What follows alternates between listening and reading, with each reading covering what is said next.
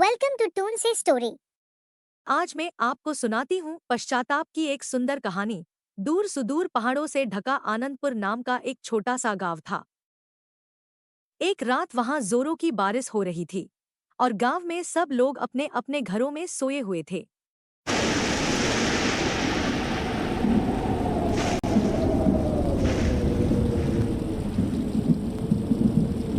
बूढ़ा रामलाल भी अपने घर में सोया हुआ था।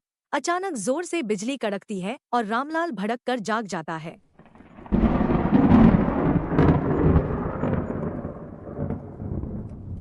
उसकी नजर सामने दीवार पर टंगी उसकी जवानी की तस्वीर की ओर पड़ती है और उसे अपने अतीत का कोई किस्सा याद आने लगता है। नहीं, नहीं, क्यों किया मैंने यह सब, जो आज तक मुझे चैन से सोने नहीं देता। करीब 30 साल पहले वो भी एक ऐसी ही रात थी, जब बारिश हो रही थी और बिजली कड़क रही थी। मैं जवान और ताकतवर था। आज तो बड़ी जोर की बरसात हो रही है। ऐसे में सब अपने अपने घरों में सोए रहेंगे। आज ही हाथ आजमाने का बढ़िया मौका है। जवान रामलाल बड़ा ही ताकतवर और बुद्धिशाली था, पर नियत का साफ नहीं था।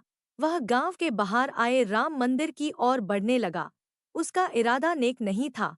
पिछले साल अच्छी फसल होने के कारण गांव के लोगों ने अपनी कमाई से चंदा इकट्ठा करके रामजी के लिए असली सोने के गहने बनवाए थे और तब से रामलाल की बुरी नजर रामजी के गहनों पर थी।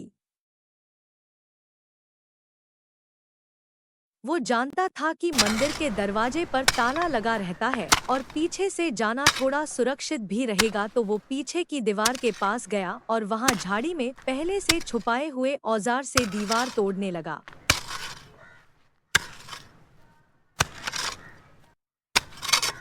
मंदिर से गहने चुरा करके वो चुपचाप दबे पांव अपने घर आकर सो गया। सुबह जब गांव के लोगों को चोरी का पता चला, तो सब लोग दंग रह गए और इकट्ठा होकर मुखिया के पास गए। रामलाल भी वहां पहुंच गया जैसे उसे कुछ पता ही न हो। जिसने भी ये काम किया है वो बचेगा नहीं। मैं आज ही पुलिस को बुलाता हूँ। मुखिया जी, अगर पुलिस उसे पकड़ नहीं पाई तो भी उसने बुरा काम किया है और एक दिन वो जरूर सामने आएगा। बरसों बीत गए पर पुलिस चोर को पकड़ नहीं पाई। सब इस बात को भूल सा गए थे, पर रामलाल को अपने किए पर पछतावा हो रहा था और आज उस घटना के 30 साल बाद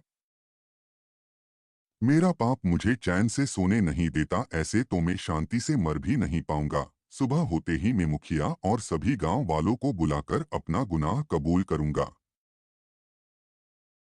सुबह होती है और रामलाल गांव वालों को लेकर मुखिया के घर पहुंच जाता है। क्यों रामलाल, इतनी सुबह सुबह सबको इकट्ठा करके मेरे घर पर लाए हो, ऐसी भी क्या बात है? मैं आप सबका गुनहगार हूँ।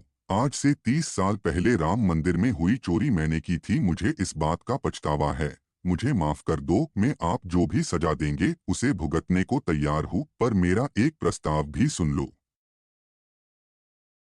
मुखिया जी, इस चोर को जान से मार डालो। मैं तो कहती हूँ इस उचक्के को पुलिस में दे दो।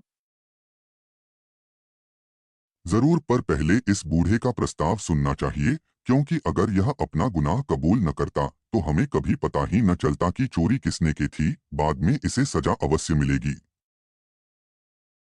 मुखिया जी, मौका देने के लिए धन्यवाद। मेरा नाम रामलाल होने के बावजूद मैंने राम जी के गहने चुराए और आज मेरे गुनाह मुझे खाए जा रहे हैं।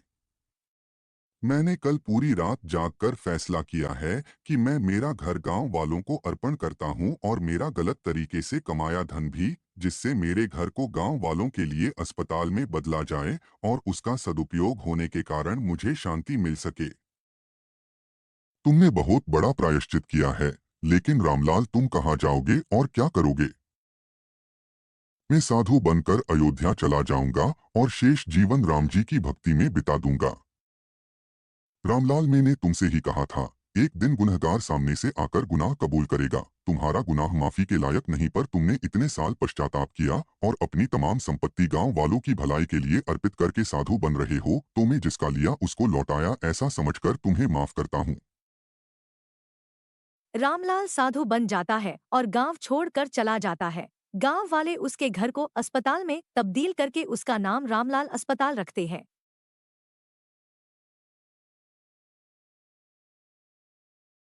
चलिए आपका एक्सरे निकालते हैं।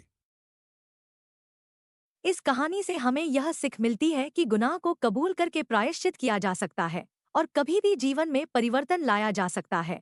पर क्या मुखिया ने सही फैसला किया? आपके विचार हमें कमेंट करें और हाँ, सब्सक्राइब और शेयर करना न भूलें। धन्यवाद।